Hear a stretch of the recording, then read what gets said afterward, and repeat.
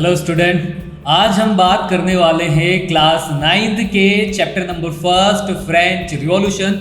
और इस चैप्टर से रिलेटेड ऑलरेडी मैं लगभग 6-7 वीडियो अपलोड कर चुका हूं। अगर आप लोगों ने वो वीडियो नहीं देखे हो तो प्लीज़ वो चैप्टर्स के वीडियो देख लें ताकि आप लोगों के टॉपिक बहुत ही अच्छे से समझ में आएगा। ठीक है, आज हम टॉपिक स्टार्ट करें। हमारा आज का जो टॉपिक है, इससे पहले हम एक बार देख लेते हैं कि फ्रांस के अंदर हुआ क्या था। जो पहले की जो सारा टॉपिक था, जो सारी सिचुएशन थी, उसको हम एक बार रिकेप कर लेते हैं। ठीक है, अगर आप लोगों ने पहला वीडियो देखा होगा और आपको थोड़ा सा याद होगा तो हमें पता है कि फ्रांस के अंदर एक डेट है 14 जुलाई 1789। उस डेट से क्या होता है, फ्रांस के अंदर फ्रेंच रिवॉल्यूशन स्टार्ट हो जाता है। ये हम लोगों ने देखा था।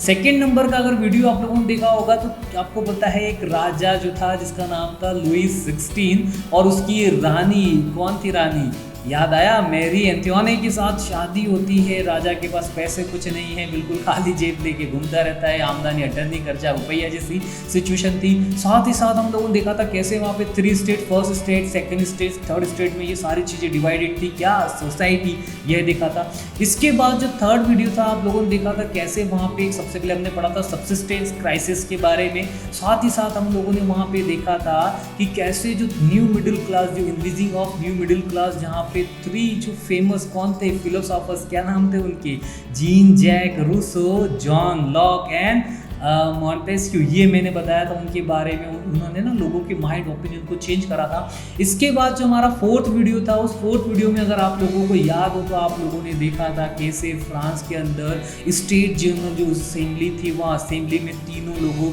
जो थे, first state, second state, third state के, ये सारे रिप्रेजेंटेटिव आते हैं और फाइनली वो असेंबली से चले जाते हैं। और 4 अगस्त 1789 को क्या होता है, फ्रांस के अंदर राजा उनकी एक्सेप्ट कर लेता है किसको, नेशनल असेंबली को। फिफ्थ नंबर का अगर आप लोगों ने वीडियो देखा होगा तो वहां पे हम लोगों ने डिस्कस करा था कैसे फ्रांस के अंदर 1791 आगे पीछे हो गया था, 1791 के अंदर फ्रांस के अंदर कैसे कॉन्स्टिट्यूशनल मोनार्की सिस्टम आता है, जहाँ पे जो डिवीजन ऑफ पावर है वो डिस्ट्रीब्यूट कर दिया जाता है। और इस तरीके से हम लोगों ने देखा था। इसके बाद जो हमारा 6 नंबर का वीडियो था, वहाँ पे हम लोगों ने डिस्कस करा था कि पॉलिटिकल सिंबल्स, जो सिंबल्स होते हैं, इसका क्या रीजन और हर एक सिंबल्स का मीनिंग क्या है। आज का हमारा जो स्पेशल टॉपिक है वो है फ्रांस एबॉलिश, किस चीज़ का एबॉलिश करा फ्रांस के अंदर, मोनार्की का, एंड स्टेब्लिश करा किस चीज़ को, स्टेब्लिश किया गया फ्रांस के अंदर रिपब्लिक को। ठीक है, ये दो चीज़ आप लोगों के पहले तो माइंड में आएगी कि मोनार्की और रिपब्लिक में डिफरेंस क्या होता है। देखो, मोनार्की मतलब क्या होता है कि राजा, जो राजा है, राजा के थ्रू सारा काम हो रहा है, राजा जी डिसीजन चल रहा है, राजा बाबू वाले राजा जो है ना, राजा जी का सारा काम चलता, तो ये हो गया था मोनार्की।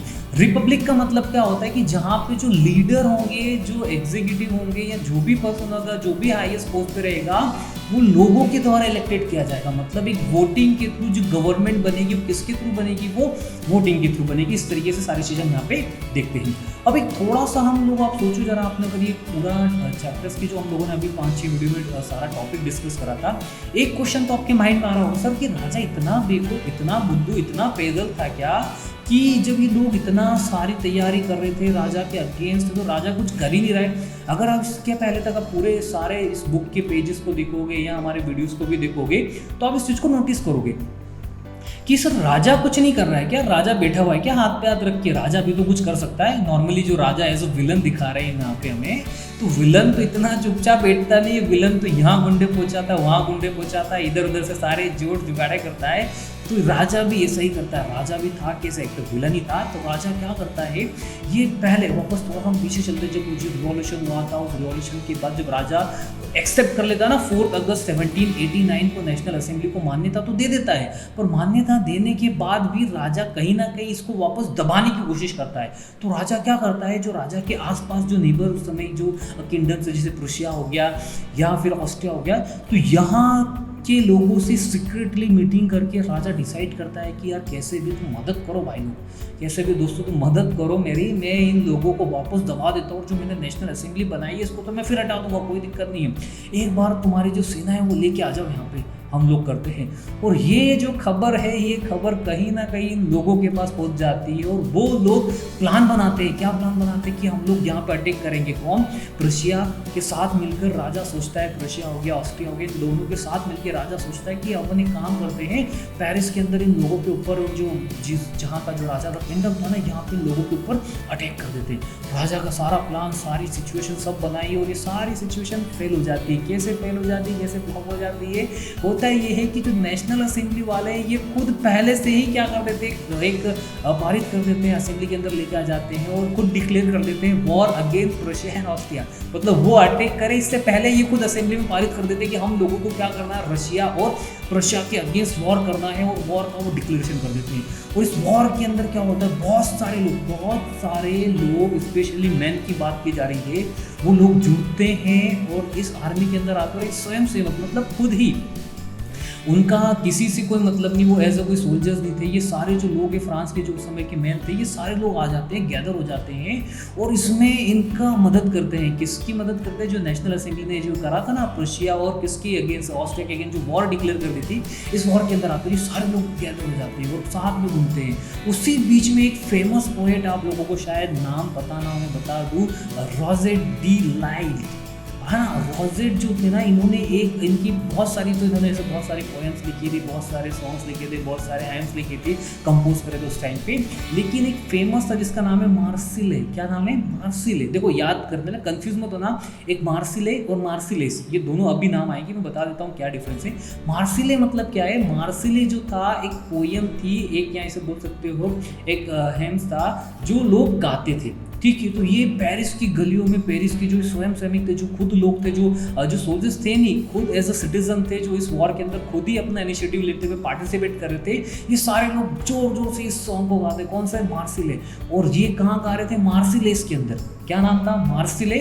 और कहाँ गाते थे? मार्सिलेस। तो ये दो चीज़ें, ठीक है, समझ में? मार्सिले और मार्सिलेस, तो ये चीज़ें हो रही थी फ्रांस के अंदर। और यही जो सॉन्ग जो गाया गया था इन लोगों के द्वारा, इसी सॉन्ग को फाइनली क्या बना दिया जाता है? फ्रांस का नेशनल एंथम। जैसे आप लोगों ने देखा होगा, हमारे यहाँ पे भी जब देशभक्ति की, जो फ्रीडम्स के जो मूवमेंट्स होते थे, तो आप लोगों को सुना होगा ना, ये देश वीर जवानों का, ये तो पिक्चर का सॉन्ग है, ये नहीं है, लेकिन वो भगत सिंह का जो गाना था, बहुत सारे इनकलाब जिंदाबाद वाले जो सॉन्ग थे, तो इस तरीके से बहुत सारे, वंदे मातरम हो गया, इनकलाब हो गया, फिर जन गण मन हो गया, इस तरीके से बहुत सारे पेट्रियोटिक सॉन्ग गाए जाते थे जो लोगों को एक देशभक्ति की फीलिंग देते। आप लोग खुद देखना जरा, जब भी हम स्पेशली 15 अगस्त या 26 जनवरी को इस तरीके से पेट्रियोटिक सॉन्ग, देशभक्ति के गाने सुनते तो ऐसा लगता है कि काश मैं भी आज चले जाऊँ बॉर्डर पे लड़ने के लिए। सिर्फ एक दिन तक का रहता है जज्बात, एक दिन के बाद तो कौन सा जो जितना हमारी फीलिंग थी वो बहुत हद तक कम हो जाती है और 2-4-5 दिन बाद तो एकदम खत्म हो जाती है। वापस नॉर्मल सिटीजन जो थे हम, जिस तरीके से हमारा माइंड रहता है उसी तरीके से हम सोचने लग जाते हैं। तो ये तो हम लोगों ने देखा कैसे रोजेट डी लाइल जो थे, इन्होंने एक पोएम जो थी इनकी मार्सिले गाए जाते। कौन कहाँ गाते हैं? मार्सिलेस के अंदर। तो ये सारी सिचुएशन थी हम लोगों ने देखी। अब इसी बीच में आप लोगों को एक और चीज़ पता होगा कि फ्रांस के अंदर जो इससे पहले हुआ था, जो फ्रांस के अंदर जो एक्टिव सिटीजन और जो पैसिव सिटीजन का जो फंडा लेके आए थे ना, ये लोगों को जमा नहीं। क्यों नहीं जमा? क्योंकि एक्टिव सिटीजन और पैसिव सिटीजन के अंदर था क्या? जो एक्टिव सिटीजन कौन थे? जो लोग टैक्स पे करते, और टैक्स पे करने वाले कौन थे? जो टैक्स पे करने वाले लोग वही थे जो 3 वेजेस के बराबर टैक्स पे कर रहे हो, और उन्हीं लोगों को नेशनल असेंबली में जाने का मौका मिलता है। इन सभी सिचुएशन के कारण बहुत सारे जो लोग थे एक नए पॉलिटिकल ग्रुप बनाते हैं, नए पॉलिटिकल क्लब बनाते हैं। उसी में से एक ग्रुप है जिसका नाम क्या था? जैकोबिन जो ग्रुप था ना, स्पेशली पॉलिटिकल ग्रुप था, और इसका बनाने का या बनने का रीज़न ही यही था कि फ्रांस के अंदर जो उस समय नेशनल असेंबली बनी, और जो सारा जो पावर था वो किनके पास गया? वो अमीर लोगों के पास ही गया था। The rich people of society उन्हीं लोगों के पास गया था। जो खाली जेब वाले या जो नॉर्मल पर्सन थे या जो मिडिल क्लास के लोग थे, स्पेशली मैं बात करूँ, इन लोगों के पास वो सारी चीज़ें नहीं जाती हैं। तो ये बहुत सारे ऐसे पॉलिटिकल ग्रुप बनते हैं, और उनमें से एक फेमस पॉलिटिकल ग्रुप था जिसका नाम है जैकोबिन। और इस जो ग्रुप था, इस ग्रुप के जो नाम रखा गया है सेंट जेकब के नाम पे इसका नाम रखा गया है। जो ये रखा गया था इसका नाम, वो ये बेसिकली कॉन्वेंट से बिलोंग करते थे, ठीक है।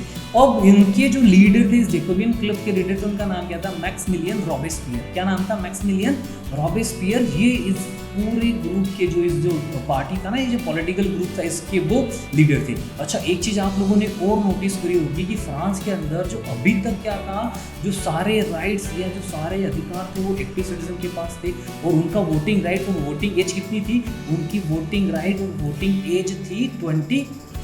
ठीक है, पर यहाँ पे अब सिचुएशन चेंज होती है। जो रोबेस्पियर जो थे ना, मैक्सिमिलियन रोबेस्पियर, इनके आने के बाद तो सिचुएशन और चेंज हो जाती है। सबसे पहले ये क्या करते हैं, ये यूनिक पैटर्न लेके आते हैं कि हम लोग क्या करेंगे, इनका एक बहुत बड़ा ग्रुप, सभी लोग तो नहीं कह सकते हम, इस जैकोबियन क्लब के एक बड़ा ग्रुप जो था, वो बड़ा ग्रुप क्या पहनना स्टार्ट करता है, वो एक बड़ा ग्रुप जो है एक स्ट्रिप्स वाली धारीदार एक लंबी पैंट्स जो है, ट्राउजर्स बोल सकते हैं, एक लंबी पैंट्स पहनना पसंद करते हैं। आप लोगों ने देखा होगा बहुत स्पेशली जिनके ग्रैंडफादर या दादाजी जो थोड़े पुराने या एज वाले होंगे, या स्पेशली जो गाँव के लोग होंगे, वो पहले लंबी पट्टी धारीदार वाली चड्डियाँ पहना करते थे।